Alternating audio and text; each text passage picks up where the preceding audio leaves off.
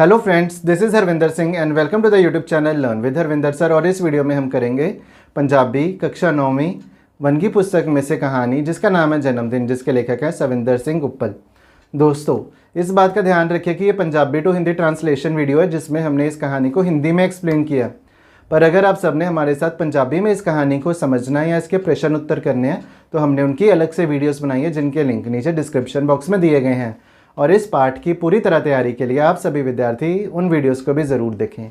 और अगर अभी तक आप सबने YouTube channel learn with Harvinder sir को सब्सक्राइब नहीं किया तो चैनल को सब्सक्राइब ज़रूर करें ताकि नए वीडियोस आप सभी तक समय पर पहुंच सके। आओ शुरू करते हैं।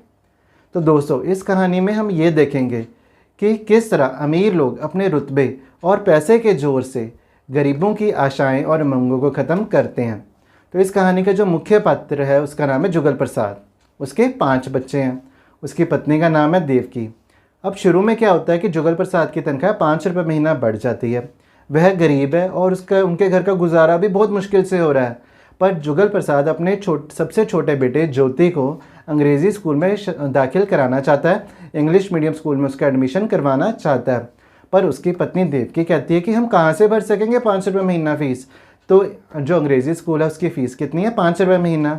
घर का गुजारा बहुत मुश्किल से हो रहा था, इसलिए देवकी ये कहती है। तो जुगल प्रसाद ये कहता है अपनी पत्नी से कि हम ये सोच लेंगे कि हमारी जो तनख्वाह है वो बढ़ी नहीं। तो उसके बाद जुगल प्रसाद है अंग्रेज़ी स्कूल के बच्चों के बारे में सोचता है कि वहाँ पे बच्चे की शख्सियत को, उसकी पर्सनैलिटी को बढ़ने के मौके मिलते हैं, कि उसकी पर्सनैलिटी को डेवलप होने का मौका मिलता है। और जो बच्चे हैं वह एक दूसरे के साथ बहुत ही प्यार से बातें करते हैं और गाली निकालने को वह पाप समझते हैं। तो उसके बाद है जो हमें ये पता लग गया कि जुगल प्रसाद को अंग्रेज़ी स्कूल है काफ़ी अच्छे लगते हैं और वह अपने छोटे बेटे ज्योति का एडमिशन है वहाँ करा देता है। ज्योति पढ़ने में काफ़ी होशियार होता है, इंटेलिजेंट होता है, लायक बच्चा होता है और वह केजी में पढ़ता है। और उसकी टीचर भी उसको बहुत प्यार करती है और जो ज्योति है हर बात में अपनी क्लासमेट से आगे होता है। तो जुगल प्रसाद दफ्तर में अपने साथी क्लर्कों को भी अपने बेटे ज्योति के बारे में बताता है और घर के बाकी बच्चों को भी ज्योति जैसा बनने के लिए प्रेरणा देता है। और वह अपनी पत्नी देवकी को कहता है कि ज्योति है वह ख़ानदान का नाम रोशन ज़रूर करेगा।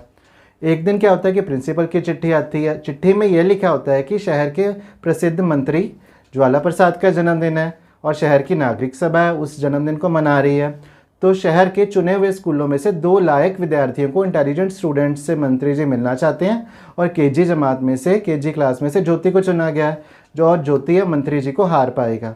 तो देवकी बहुत खुश हो जाती है। तो देवकी ये कहती है, ये मेरा लाल जाएगा इतने बड़े मंत्री के पास, मैं सदके जावा।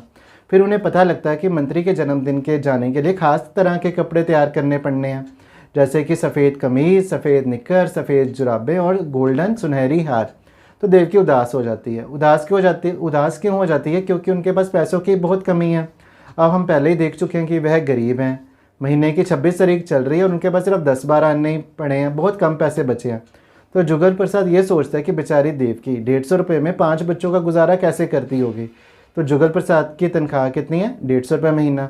देवकी फिर हल निकालती है। क्या हल निकालती है कि हम फटी हुई चादर की कमीज़ बना लेंगे, कि उनके पास सफ़ेद कलर की चिट्टी चादर होती है, मीन्स की सफ़ेद चादर होती है। वह सोचती है कि हम इसकी जो कमीज़ बना लेंगे पर, और वह पड़ोसन से मशीन भी ले आएगी सिलने के लिए।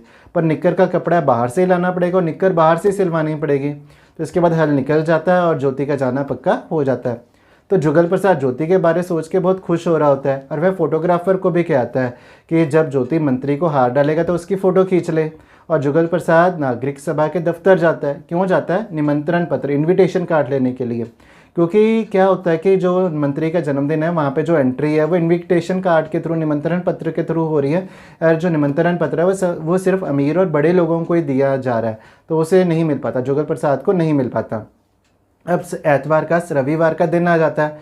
ज्योति को तैयार किया जाता है, उसे भेज दिया जाता है और शाम के समय हर कोई ज्योति की वेट कर रहा होता है कि ज्योति आएगा और सब बहुत खुश होंगे। तो शाम को ज्योति प्रिंसिपल के साथ आ रहा होता है, वह भी रोता रोता। और प्रिंसिपल जुगल प्रसाद को यह कहती है कि मुझे बहुत अफसोस है कि ज्योति को हार पहनाने का मौका ही नहीं मिल पाया। तो ज्योति ने मंत्री को हार तो पहनाना था पर उसे मौका क्यों नहीं मिल पाया?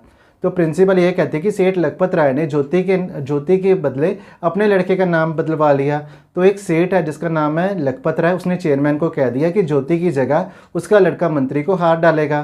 तो चेयरमैन की सिफारिश के साथ लखपत राय के लड़के ने मंत्री को हार डाल लिया और ज्योति को मौका ही नहीं मिला।